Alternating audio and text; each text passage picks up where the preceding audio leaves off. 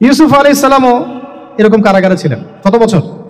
12 বছর। কিন্তু আল্লাহ পাক তাকে এমন একটা জ্ঞান শিক্ষা দিয়েছিলেন, তিনি স্বপ্নের ব্যাখ্যা বলতে পারতেন, যে কোনো স্বপ্নের।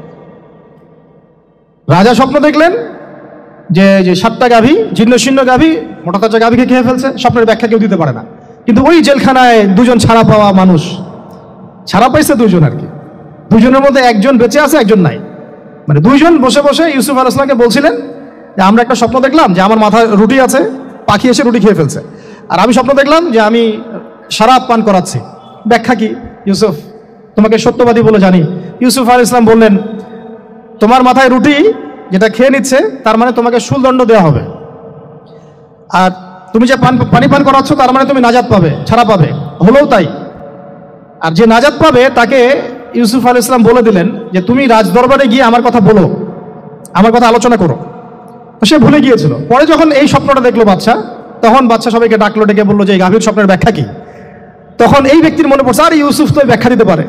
সে গিয়ে ইউসুফ আলাইহিস সালামকে ডেকে নিয়ে আসতেছে যে এই রাজা স্বপ্ন দেখছে, ব্যাখ্যা কি? স্বপ্ন কিন্তু আপনার কাছে শুনে একটা স্বাভাবিক মনে হচ্ছে, আরে গাভীর আবার স্বপ্নের কি ব্যাখ্যা? তখন ইউসুফ আলাইহিস সালাম ব্যাখ্যা দিলেন যে 7 বছর ফসল ফলবে আপনাদের এলাকায়, তারপরে 7 বছর হবে দুর্ভিক্ষের সময়। কিসের সাথে কিসের ব্যাখ্যা? এই জ্ঞান কে শিখালেন তাকে? এই ইন্টারপ্রিটেশনের জ্ঞান কে শিখালেন? তাহলে জ্ঞানের মূল উৎস কে? আমার কথা বলার উদ্দেশ্য কি বুঝতে পারছেন? যত জ্ঞান তার মূল উৎস কে? স্বপ্ন একটা জ্ঞান, যদি সেটা সত্য হয়। আর জেনে রাখবেন, কিয়ামতের আগে আগে মুমিনদের স্বপ্ন বেশি বেশি সত্য হবে।